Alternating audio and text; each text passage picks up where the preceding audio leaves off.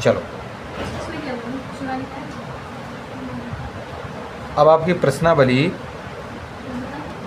5.2 का जो second question है उसको पढ़ते हैं। सेकंड क्वेश्चन का जो पहला पार्ट है उसको देखेंगे। देखो उन्होंने बोला क्या, आपको निम्नलिखित में सही उत्तर आपको क्या करना है, पता करना है।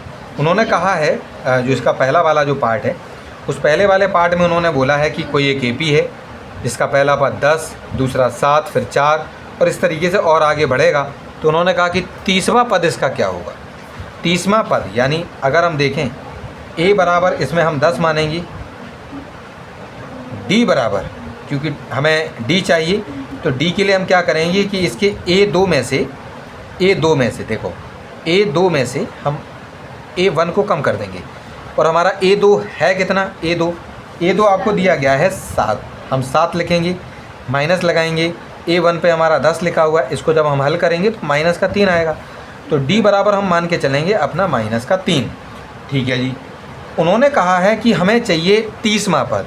30वें पद की मतलब है हमारा कि A30 हमको चाहिए कि यहाँ कितना है। A30 यानी AN वाला फॉर्मूला हम लगाएंगे कि 30वें पद पर क्या होना चाहिए, यही हमारा फॉर्मूला होता है। और इसको जब हम हल करेंगे तो हमें क्योंकि A30 चाहिए तो हम A30 लिख देंगे।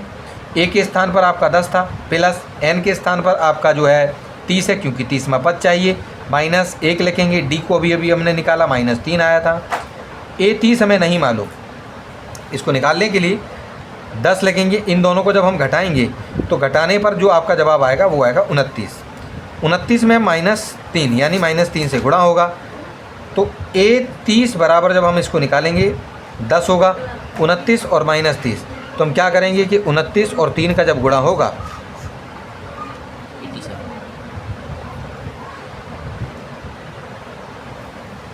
87 यहाँ पर आपका माइनस का यहाँ पर आ जाएगा।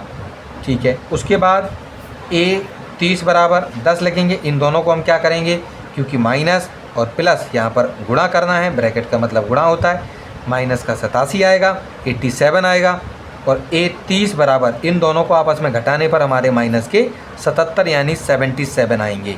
तो कहने का मतलब हमारा ये हो जाएगा कि ABCD में से जो C वाले नंबर पर जो लिखा हुआ है ये वाला हमारा जो है जो आंसर है वो सही हो जाएगा। ये वाला विकल्प हमारा सही हुआ क्योंकि इसके स्थान पर ही माइनस का 77 यानी 77 हमें देखने को मिला था।